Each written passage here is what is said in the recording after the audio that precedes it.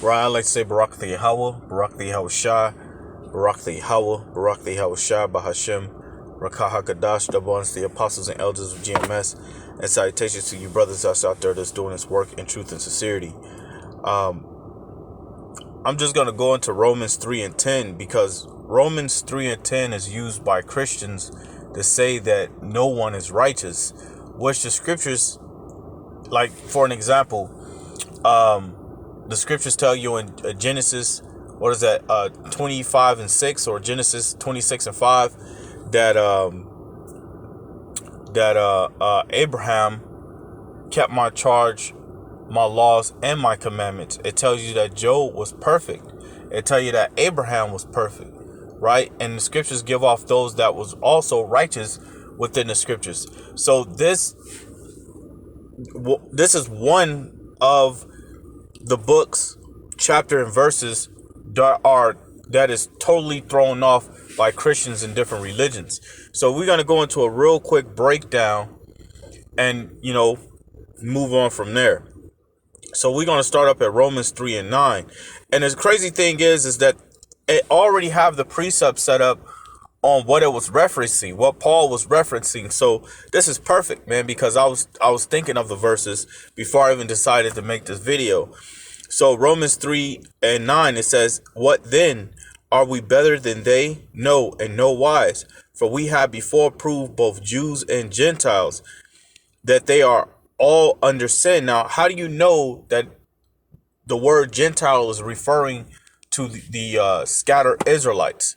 How do we know? Because when you go into sin, 1 John chapter 3, verse 4, for sin is the transgression of the law. Now, there's another thing too. Can the other nations sin? The other nations can sin because it is something that's called universal laws. They can sin, but they are not under the covenant. The Most High have chosen a particular people under the covenant to be his people. So that's why the scriptures tell you in Amos 9 and 8 that I will punish my people for their sins. And who is the Lord's people? Well, Exodus chapter 3 verse 10 and Matthew chapter 2 verse 6, Matthew chapter 15 verse 25. The scriptures tell you who the Lord's people is, which is who?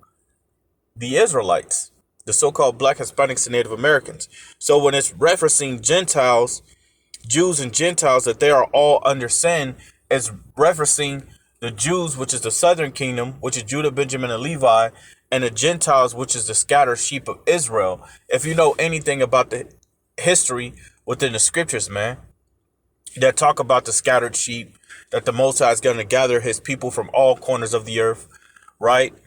So it says, what then? Are we better than they? No, in no wise, for we have before proved both Jews and Gentiles that they are all under sin.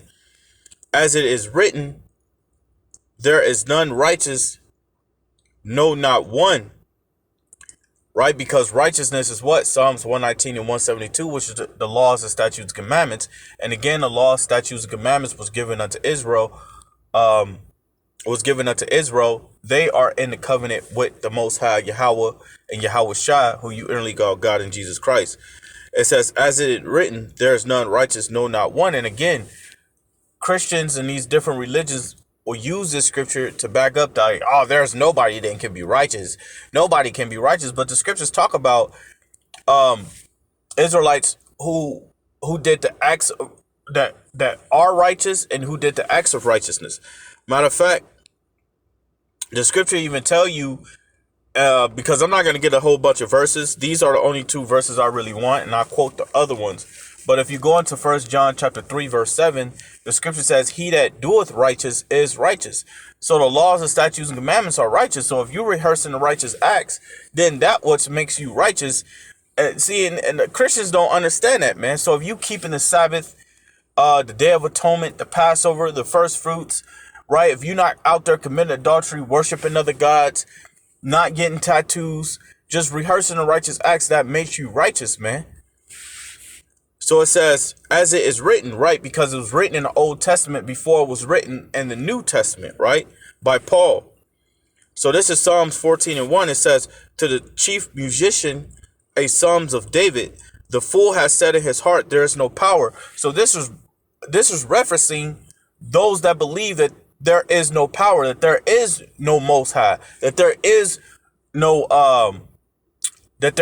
power. And all day you can run into atheists that don't believe in the Most High. And when I speak about atheists, I'm speaking about you so-called Black, Hispanics, and Native Americans. You'll run into atheists that don't believe in the Most High, right? You'll run into Israelites, so-called Black, Hispanics, and Native Americans that believe in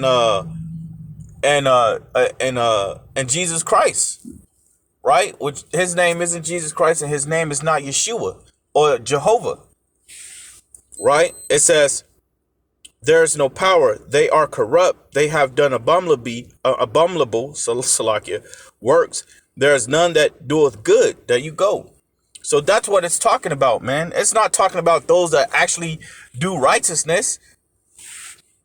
How is it talking about those that does the acts of righteousness, that are righteous? Because if that was the case, then Yahweh Shah, who you call Jesus Christ, isn't righteous. Because it says there's none that doeth good, no, not one. There's none that doeth righteousness, no, not one. So Yahweh Shah didn't do righteousness. Abraham didn't do righteousness. Job didn't do righteousness. Noah didn't do righteousness. That don't make any sense. It says, there's none that doeth good. The Lord looked down from heaven upon the children of men to see if there were any that did understand and seek the Most High. They are all gone aside. They are all together become filthy. There is none that doeth good, no, not one. Now, if you go back to the time of Genesis chapter 6, verse 5, during the time of Noah, the Most High chose Noah. The Most High chose the 8 to save and not the rest of the people, man.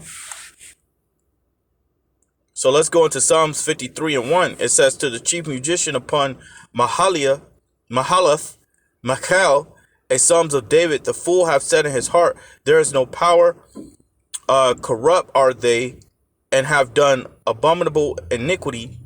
There is none that doeth good. The Most High looked down from heaven upon the children of men to see if there were any that did understand, that did seek the Most High. Every one of them is gone back. They are altogether become filthy. There is none that doeth good, no, not one. Have the workers of iniquity no knowledge? And this is who it's talking about. That's why if the Spirit is on you to understand it, then you'll know who it's talking about. It's talking about the workers of iniquity. We read that in the beginning of the verse, going back to Psalms the 14th chapter. So it says, have the workers of iniquity no knowledge, who eat up the people as they eat bread? They have not called upon the Most High. So that's what it's talking about, man. That's the context of the scriptures. It's talking about those that don't believe in the Most High, those that willfully commit iniquity, which is the majority of you people here in the world who want to do your own pleasures and your own thing. So it's referring to you people, man. So again, Romans 3:9. What then? Are we better than they? No, and no wise, for we have before proved, both Jews and Gentiles, that they are all under sin. It says, as it is written, there is none righteous, no, not one. There is none that understandeth. There is none that seeketh after the Most High. They are all gone out of the way. They are altogether become unprofitable. There is none that doeth good, no, not one. So was Paul referring to himself when he said there's none that doeth righteousness? Was Paul referring to Yahweh Shah, who you inly call Jesus, when he said there was none that doeth righteousness? Well, he's referring to Jacob, Isaac, Abraham, Noah. Was he referring to these men? Because when you go into the book of I want to say Sirach, Second Esdras, not the third chapter. I think it's Second Esdras, the 13th chapter. I could be wrong, but it tells you for these men are come out of a righteous seed. So a lot of, and that's if you believe in the Apocrypha. You know, I don't expect Christians to believe in the Apocrypha. This is more relaying to brothers and the understanding that Christians in these different religions have. But ultimately, it just goes back to whether the Most High put the understanding on you to understand the scriptures, because Christians would think that that's a contradiction to the Bible. Well, why Why is Paul saying that there's none righteous, but the scriptures talk about righteous, those that are righteous? Then you got Christians that don't even believe nobody was righteous, but the scriptures literally tell you for you has those that were righteous. Matter of fact, let me get an account real quick. So real quick, this is Genesis 7:1. And the Lord said unto Noah, come thou and all thy house into the ark, for thee have I seen righteousness before me in this generation. But hold up, Paul said there was none righteous. So this is why you gotta have the understanding of the scriptures, man. This is why you gotta have the understanding of the scriptures, because if you do not have the understanding of the scriptures, then you won't know what is going on around here, right? So, I mean, I could get another account real quick, and then we could end it from there. Right, so real quick, this is 1 Samuel 24:17. Now remember the account of David, and David,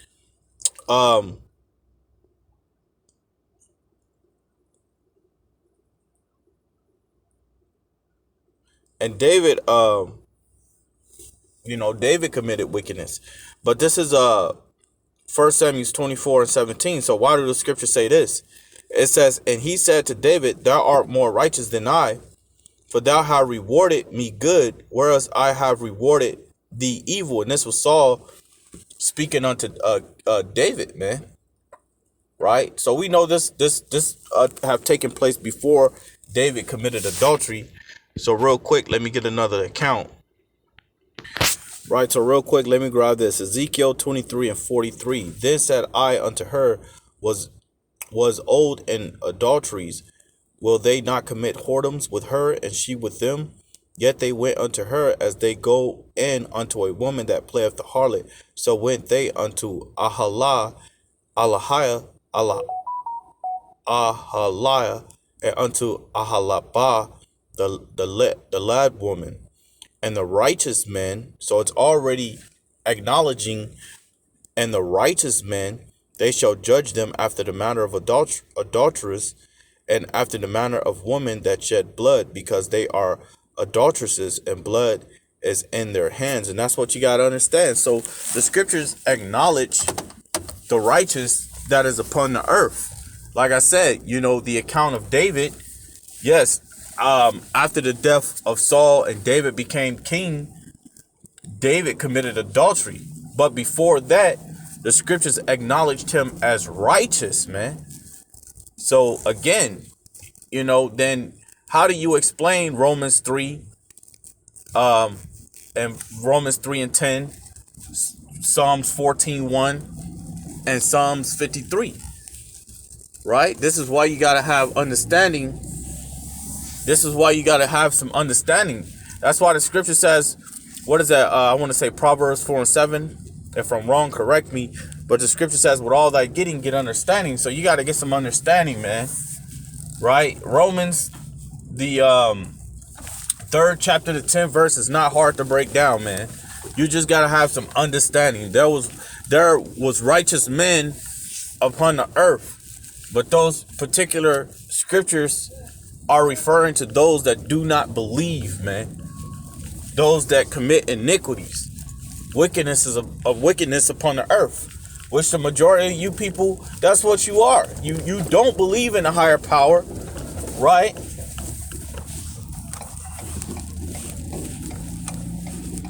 You really and ultimately don't believe in a higher power, right? Salakia, because I just started to drive again. You really and ultimately don't believe in a higher power. You believe in your own selves and your own righteousness and your own destiny. Which, hey, look, most I ain't playing around with that type of junk, right? But ultimately, you see, that particular book, chapter, and verse is referring to those that do not believe and those that willfully commit iniquity, man. But other than that, I'm going to end it from there and say Barakateh Hawa, Barakateh Hausha, Barakateh Hawa, Barakateh Hausha, Ba'ashem Rakah HaKadash. Double ones to the apostles and elders of GMS, and salutations to you brothers out there that's doing this work in truth and sincerity. I'd like to say Shalom.